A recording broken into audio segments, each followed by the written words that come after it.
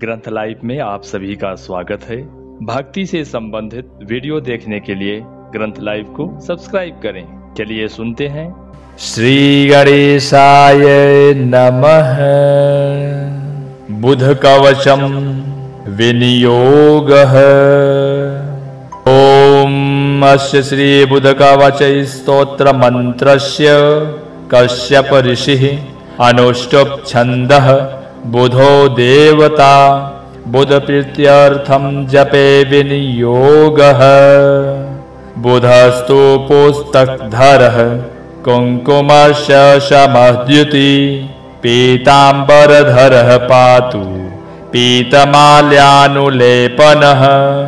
कटिं च पातु मे सौम्यः शिरोदेशं बुधस्तथा। नेत्रे ज्ञानमयः पातु श्रोत्रे पातु निशाप्रियः घ्राणं गन्धप्रियः पातु जिह्वयां विद्याप्रदो ममः। कण्ठं पातु विधौ पुत्रो भुजो पुस्तकभूषणः वक्षः पातु वराङ्गश्च हृदयं रोहिणीसुतः। नाभिं पातु सुराराध्यो मध्यं पातु खगेश्वरः जानुनी रोहिण्यश्च पातु जङ्घेऽखिलप्रदः। पादो मे बोधनः पातु पातु सौम्यो वखिलं वपुः। एतद्दिकवचं देव्यं सर्वपापप्रणाशनम् सर्वरोगप्रशमनं सर्वदुःखनिवारणम् आयुरारोग्यशुभदं पुत्रपौत्रप्रवर्धनम्। य पठे शृण्वयापि सर्वत्र विजयी भवेत्। बुधस्तु पुस्तकधरः कुङ्कुमशमद्युति पीताम्बरधरः पातु पीतमाल्यानुलेपनः कटिं च पातु मे सौम्यः शिरोदेशं बुधस्तथा। नेत्रे ज्ञानमयः पातु श्रोत्रे पातु निशाप्रियः घ्राणं गन्धप्रियः पातु जिह्वयां विद्याप्रदो ममः। कण्ठं पातु विधौ पुत्रो भुजो पुस्तकभूषणः वक्षः पातु वराङ्गश्च हृदयं रोहिणीसुतः। नाभिं पातु सुराराध्यो मध्यं पातु खगेश्वरः जानुनी रोहिण्यश्च पातु जङ्घेऽखिलप्रदः। पादो मे बोधनः पातु पातु सौम्यो वखिलं वपुः। एतद्दिकवचं देव्यं सर्वपापप्रणाशनम् सर्वरोगप्रशमनं सर्वदुःखनिवारणम् आयुरारोग्यशुभदं पुत्रपौत्रप्रवर्धनम्। य पठे शृण्वयापि सर्वत्र विजयी भवेत्। बुधस्तु पुस्तकधरः कुङ्कुमशमद्युति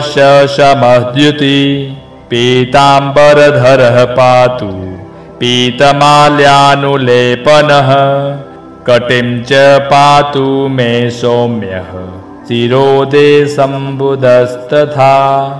नेत्रे ज्ञानमयः पातु श्रोत्रे पातु निशाप्रियः घ्राणं गन्धप्रियः पातु जिह्वयां विद्याप्रदो ममः।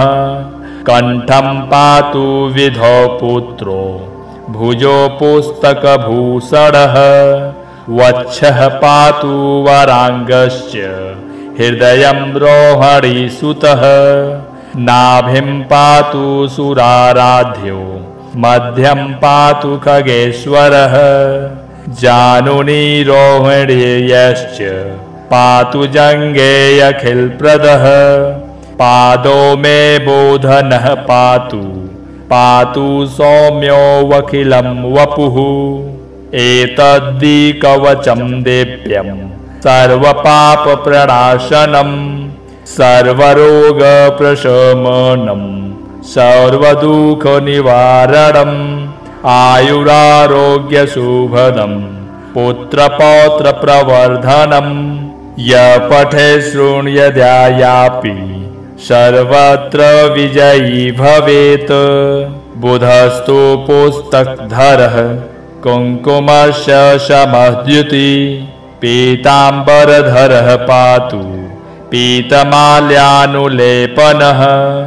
कटिं च पातु मे सौम्यः शिरोदेशम्बुधस्तथा नेत्रे ज्ञानमयः पातु श्रोत्रे पातु निशाप्रियः घ्राणं गन्धप्रियः पातु जिह्वयां विद्याप्रदो ममः कण्ठं पातु विधौ पुत्रो भुजो पुस्तकभूषणः वक्षः पातु वराङ्गश्च हृदयं रोहिणीसुतः नाभिं पातु सुराराध्यो मध्यं पातु खगेश्वरः जानुनी रोहिण्यश्च पातु जङ्घेऽखिलप्रदः पादो मे बोधनः पातु पातु सौम्योऽखिलं वपुः एतद्धि कवचं दिव्यं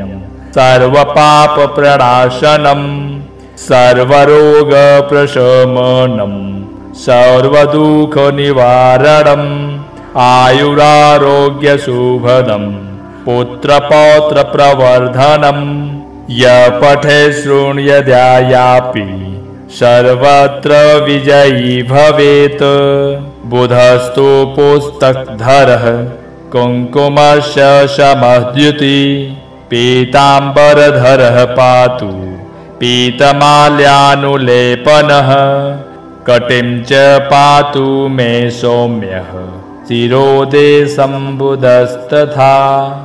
नेत्रे ज्ञानमयः पातु श्रोत्रे पातु निशाप्रियः घ्राणं गन्धप्रियः पातु जिह्वयां विद्याप्रदो ममः कण्ठं पातु विधौ पुत्रो भुजो पुस्तकभूषणः वक्षः पातु वराङ्गश्च हृदयं रोहिणीसुतः नाभिं पातु सुराराध्यो मध्यं पातु खगेश्वरः जानुनी रोहिण्यश्च पातु जङ्घेऽखिलप्रदः पादो मे बोधनः पातु पातु सौम्योऽखिलं वपुः एतद्धि कवचं दिव्यं सर्वपापप्रणाशनं सर्वरोगप्रशमनं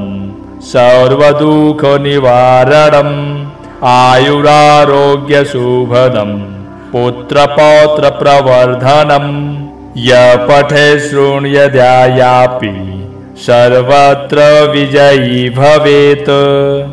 इति श्रीब्रह्मवैवर्तपुराणे बुधकवचं सम्पूर्णम्।